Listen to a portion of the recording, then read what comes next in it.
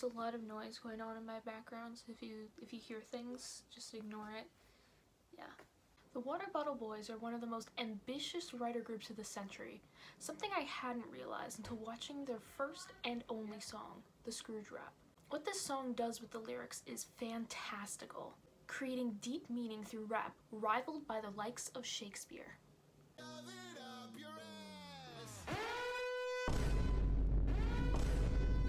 The overall message of the song is completely hidden until the end, where the Water Bottle Boys stand in front of Twitter headquarters. In fact, precisely like my glasses, this rap is layered. I briefly caught the hidden meaning and made a comment. The Scrooge Boys appearing at Twitter headquarters is a clever but well-disguised joke at the expense of Elon Musk. According to TV tropes, traditionally, misers are portrayed in media as grasping, penny-pinching people who live in squalor and never spend money despite being quite wealthy. Some are businessmen, some are loan sharks, moneylenders, and morally bankrupt bankers. Some are pawnbrokers, some are lawyers, but regardless of how they make their money, the Scrooge is sitting on a pile of it. But getting him to spend it is difficult, to say the least. In real life, many rich people became rich in the first place by saving their money and spending only the minimum they needed to, and by only putting their money where it was guaranteed to make them more. This is obviously a jab at Elon's own expenditure and an attempt to further his own game by buying out the largely popular social media that is Twitter. His comparison to Scrooge here is without question. While extremely subtle, this is a masterful joke worth essay-level analysis. Well done, Water Bottle Boys. As one of the most richest men in the world, hate of Elon Musk is in no short order. In fact, by the time I had reached the end of the piece, it was very clear that the entire overall message was dedicated towards comparison between Scrooge and Elon Musk. Numerous lines about money, being a terrible person in general, and cleverly disguised disses became clearer, which is why I find the need to make this video. Of course, as I mentioned, the overall theme can be found revealed at the end of the piece, but much more introspective lyrics can be found throughout the piece, rather than just the comparison to Scrooge. This is held up by the beautifully performed hook at the beginning, middle, and end of the piece. Snow is falling, and winter time is calling. Here are some of the most interesting Elon-related lyrics I find a need to point out. This lyric is a comparison to the Tesla mines in which they employ child slaves, hence, making them starve, and the cops have done nothing about this, nor any law, in fact. Little known fact, Elon Musk plays the violin.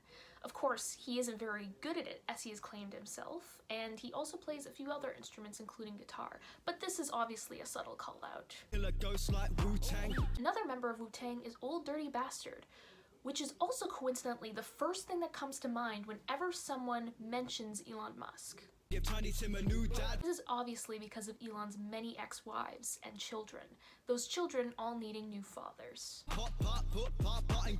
This is a jab at Elon directly, telling to put the father of his children in prison, so send Elon to prison. A Ferrari is a very expensive car. You know who else makes expensive cars? The